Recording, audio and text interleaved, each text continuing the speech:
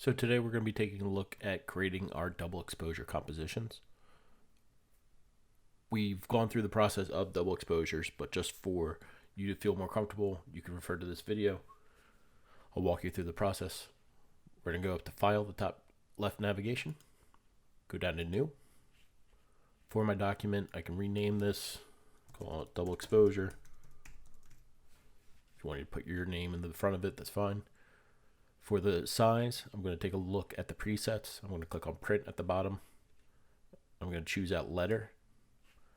And up in the top left, I can see width is 8.5, height is 11. I'm going to hit this little double arrow icon to switch this so that the width is wide rather than being tall.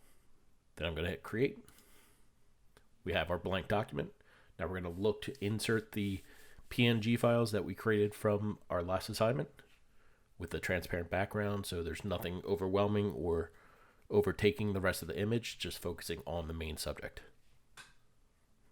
So I'm going to go up to File at the top left navigation, down to Open and Place. I can look for my images.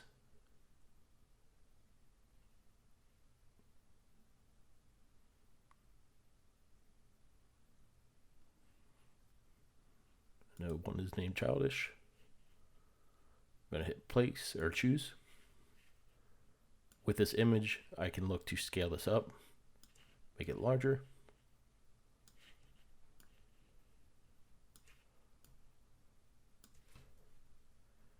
And click return.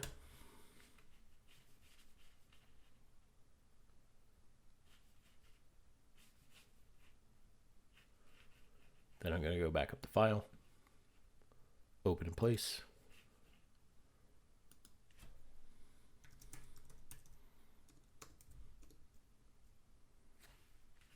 You can search for the image, choose out the PNG with the transparent background, and hit choose.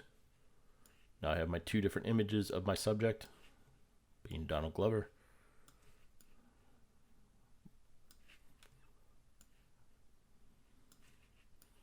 I can play with the scaling or the modification of the size, and go very big, or look to customize, try to create a contrast between his younger self and his now more modern look. But what we're going to be doing is looking at channels, modifying our channels. Remember, there's 6 different channels you can refer to. I provided the other video as well if you need to refer to how to modify all 6 different colors. But I'm going to choose out 2 of the colors, cyan and red. So if I'm doing a standard red, I'm going to go up to Image at the top navigation, down to Adjustments, and then over to Channel Mixer. Right now you can see channel red at the top navigation. I'm going to push up my red to 200%, so you get that bright, vibrant red down the bottom, but I'm also going to push up the total to 200 as well, so it's straight, all red colors. And click OK. I'm actually going to change the normal setting for this layer to multiply. That way it's going to overlap with this other image of him. Then I'm going to click on this layer for the other image, and I'm going to change this over to a cyan color. So I'm going to Image, Adjustments, Channel Mixer. To get cyan color, I need to combine green and blue. So I need to change my channel to green first, push up the green to 200 and the total up to 200. Then I get that bright green. And then I can switch my channel to blue, and I'm going to push my blue to 200 and my total up to 200 as well. Once I'm done, I can click OK. I can take a look at the images. I can look to play with the contrast, them overlapping. Maybe I want one facing a different direction. Put them over to the left, have the contrast, more nerdy look, more formal look.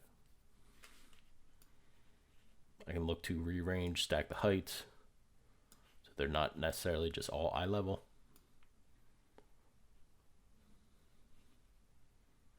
But it's really up to you to figure out what layout works the best for the subject that you have.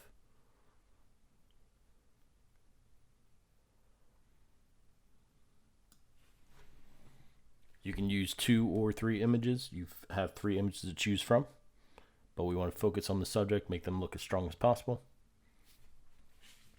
I did another variation where you used multiple channels sitting over top of each other. Give you an example.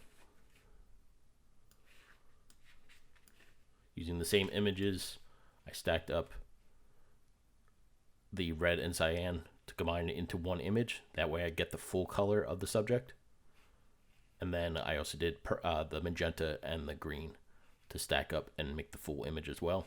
But stacking them off to the side, off kilter, just to see those vibrant colors overlap, cross, and intersect. Not getting a true image, but that stacked overlap. So it's really up to you to decide what style you like, what you think is best for the design overall. Play with different combinations, figure out what is going to be best for you.